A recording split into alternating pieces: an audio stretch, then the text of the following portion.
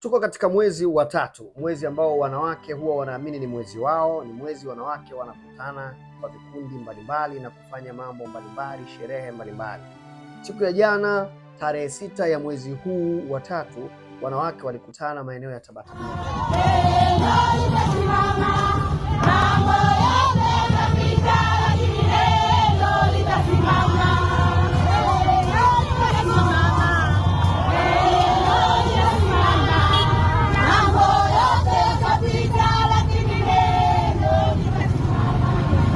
Wanawake wa Kikristo, wanawake wa madhehebu yote ya Kikristo walikutana maeneo ya Tabata Bima kwa ajili ya maombi maalum ya kuombea amani duniani.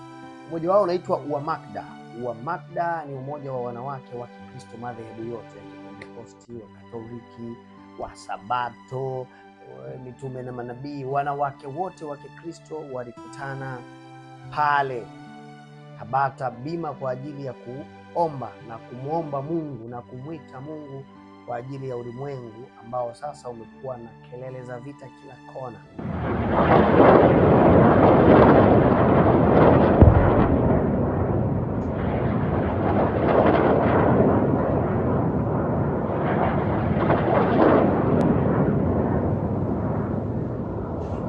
Kama tujuavyo, wanawake ni walezi, ni simbo ya malezi, yaani wakina mama wao ni malezi. Kwa hiyo wanapoona hali ya kutokuwa na amani huwa wanajisikia vibaya.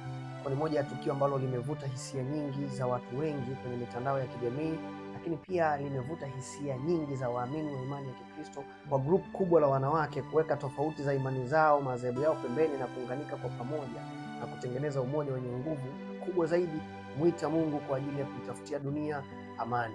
Mungu anaweza kusikia maombi yao na dunia ikarudi katika mstari wake.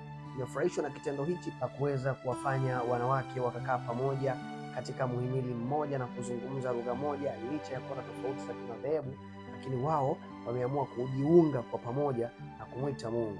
Bonge moja la wazo zuri zaidi. Mawazo kama haya yanatakiwa yaungwe mkono kwa nguvu zote, kwa sababu yanaenda kuijenga jamii chanya ambayo tunaitegemea zaidi. Tukiwa kama waamini wa imani ya Kikristo, tunaamini kwenye nguvu ya Yesu Kristo ambaye ndo Bwana na Mwokozi wetu aliyekufa msalabani kwa ajili yetu. Amani ndio kitu pekee, kwa sababu yeye mwenyewe ni mfalme wa amani. Dunia ikiwa na amani, kila kitu kinakuwa sawa. Hongereni sana wanawake wa Kikristo Tanzania nzima.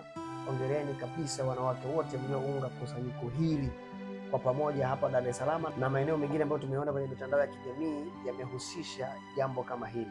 Hongereni na mbarikiwe na muendelee hivi siku zote, isiwe tu kwenye maadhimisho ya wiki ya wanawake, iwe kwenye kila eneo.